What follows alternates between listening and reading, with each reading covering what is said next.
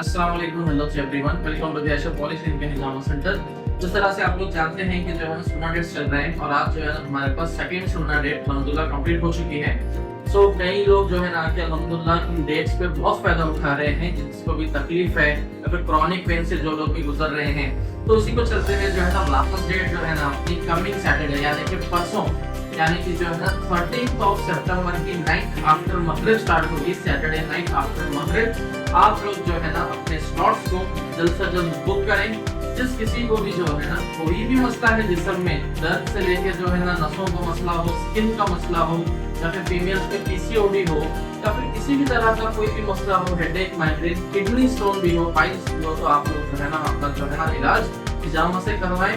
30% of है full body sessions पर, herbal medications पे।